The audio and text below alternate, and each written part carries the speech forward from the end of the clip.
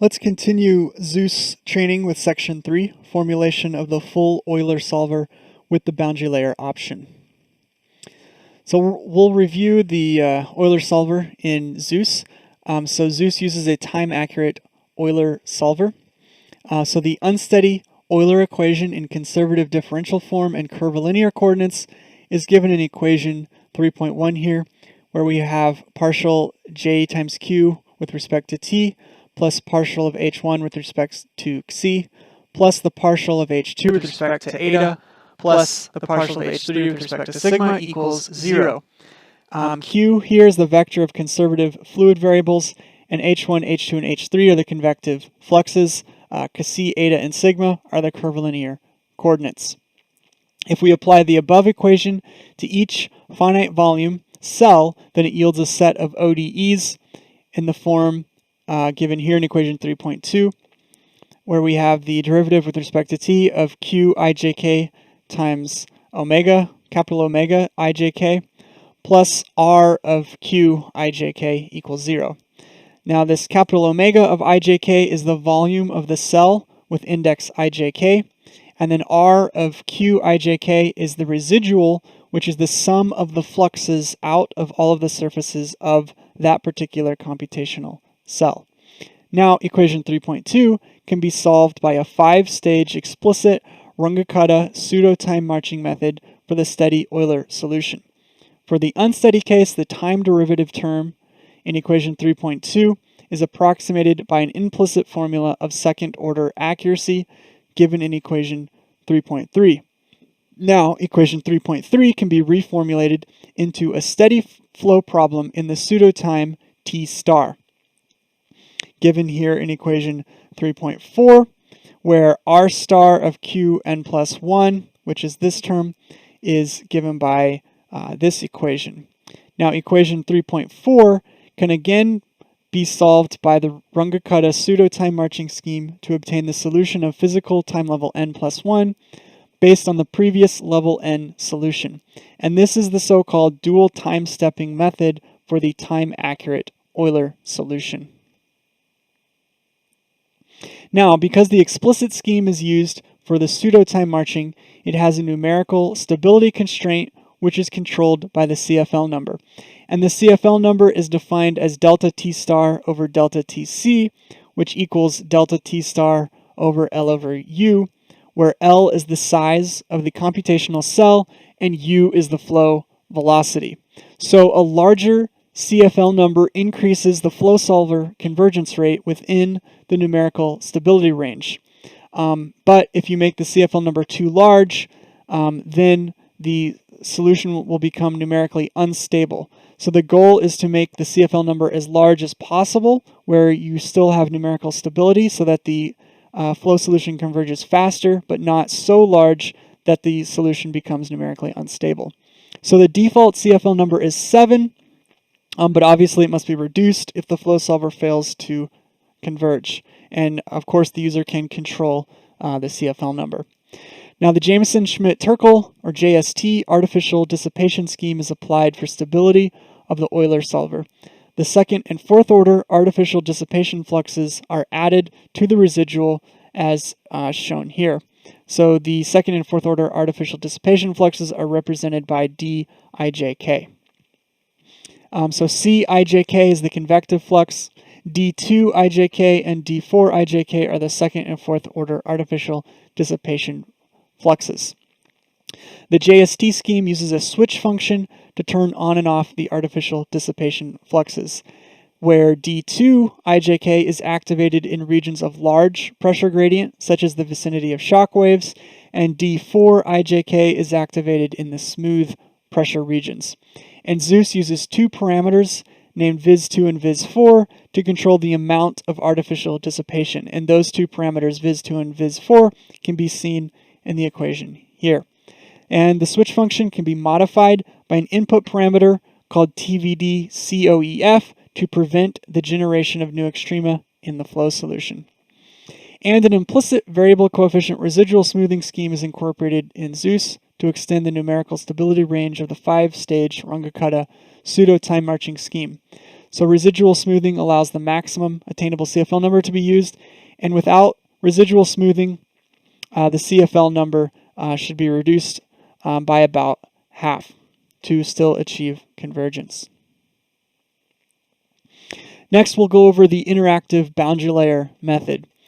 So Green's lag entrainment integral boundary layer method is applied in a 2D quasi-steady manner, and it's coupled with the inviscid Euler solution strip by strip along the span. And a system of 3 ODEs is used to solve the boundary layer quantities given here. So H bar here is called the boundary layer shape factor.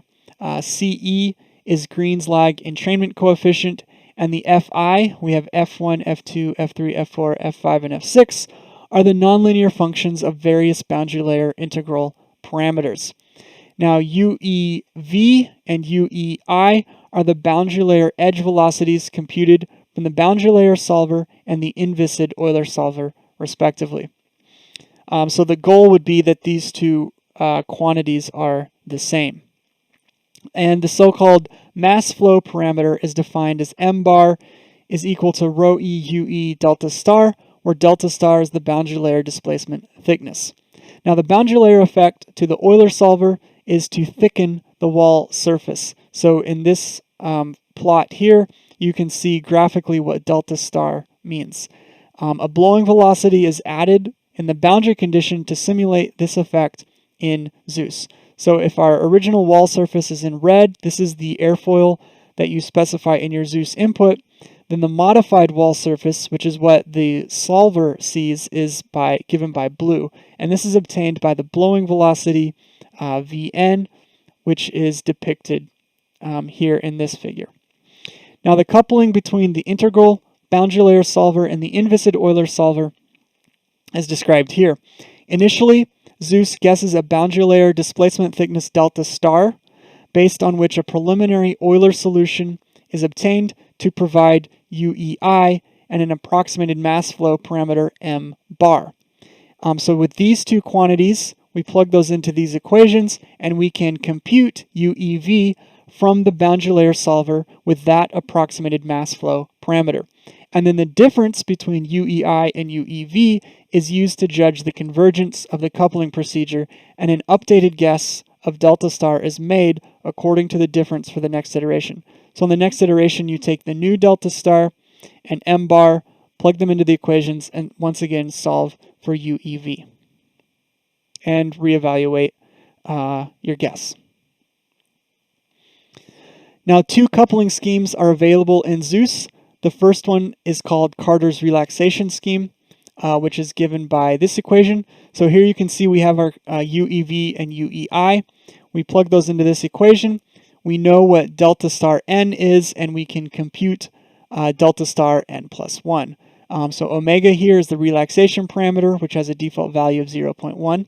Smaller values slow down the convergence and are necessary for difficult flow conditions, such as the separated boundary layer case. And then the second option is Edwards' variable gain integral control coupling scheme. And this scheme introduces some limiters and gain control functions to help the integral boundary layer coupling procedure in handling cases with massive boundary layer separation. So here we have our delta n plus 1 star is equal to this equation. So we have our delta star n of the previous step, and then we have our UEV and UEI here, and then we have our nonlinear parameters here. So xkint shown here is the parameter for the major nonlinear gain factor T1, which is scheduled on delta star. T1, which is this nonlinear function, is 1 when delta star is less than or equal to BRK1, and it increases linearly up to a value of gain 1 for when delta star equals BRK2, and then it's held constant at gain 1 when delta star is greater than BRK2. And then T2 here is a second nonlinear gain factor that's scheduled on the skin friction coefficient CF. So when CF is less than or equal to BRK3, it's a value of gain 2, and then from BRK3 to BRK4, it increases linearly from gain 2 up to 0.1, and then is held at 0.1 when CF is greater than or equal to BRK4. Now, the integral boundary layer method in ZEUS is applicable to the turbulent boundary layer only, and there is no turbulence transition model implemented. The turbulence transition location must be set in the viscous bulk data card in terms of percentage of chord length, where the default is 20%. And the boundary layer effects can be considered on the body surface. However, the default is to not consider the boundary layer effects on the body surface, but they can be turned on by the L body BL option. Next, we'll talk about the transpiration boundary condition, which is what makes ZEUS ZEUS. So the exact boundary condition for the unsteady simulation requires a moving mesh. However, the moving mesh could cause grid crossover problems for large amplitudes, and also a moving mesh scheme requires additional computational resources because your grid is constantly moving.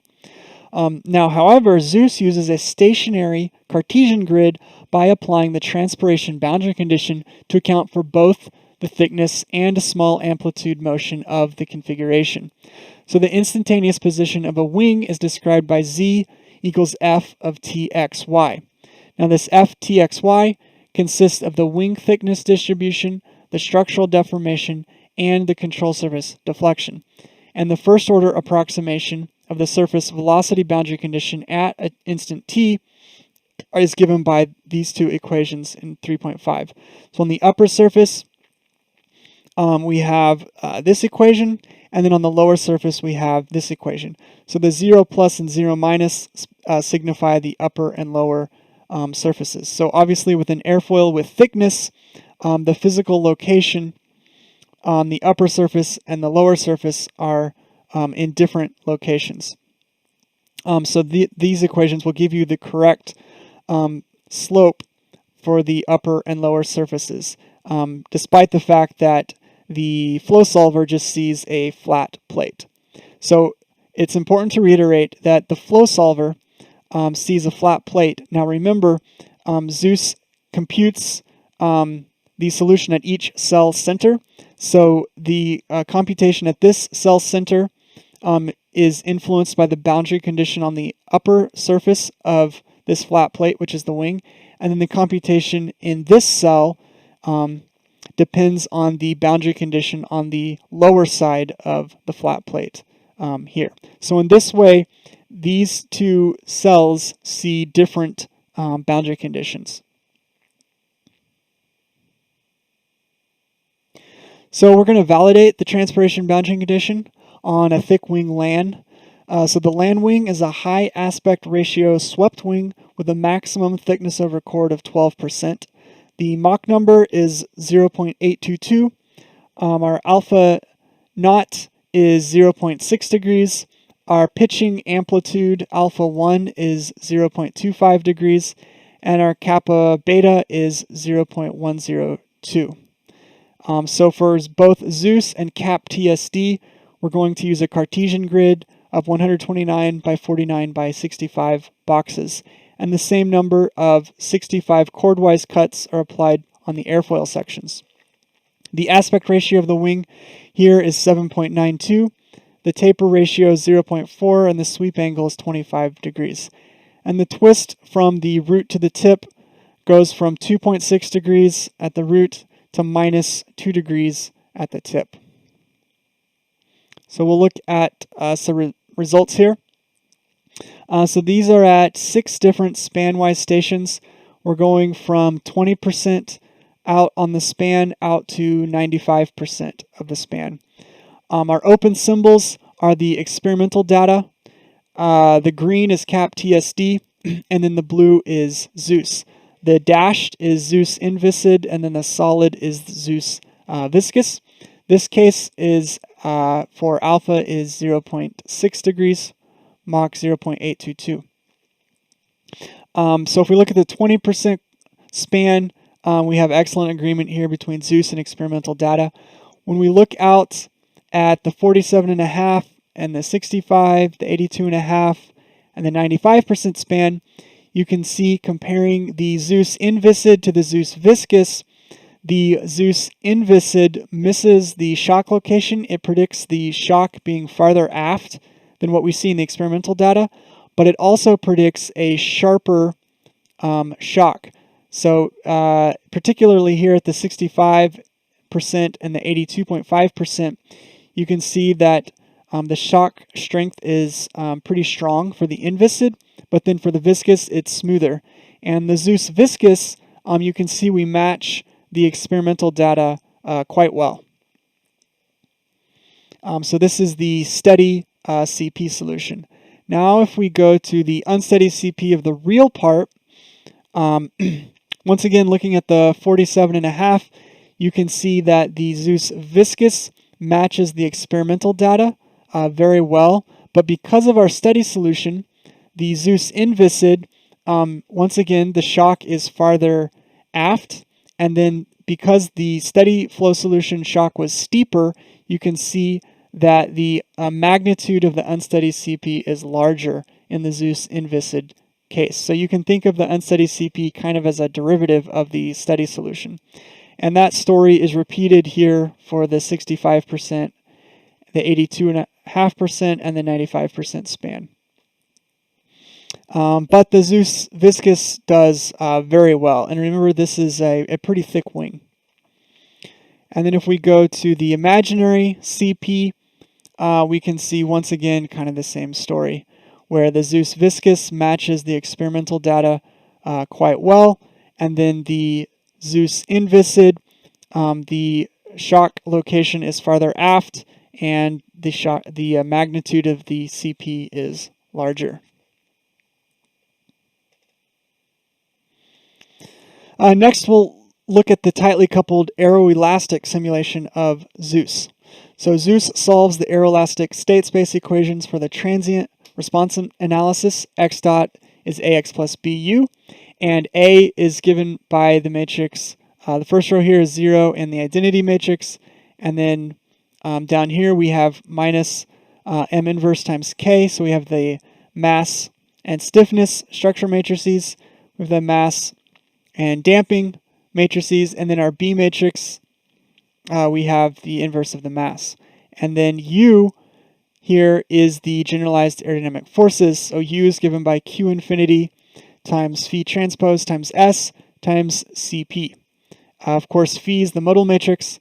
S is an integration matrix to convert the CP to force. And then CP is the unsteady aerodynamic pressure coefficients on the surface mesh.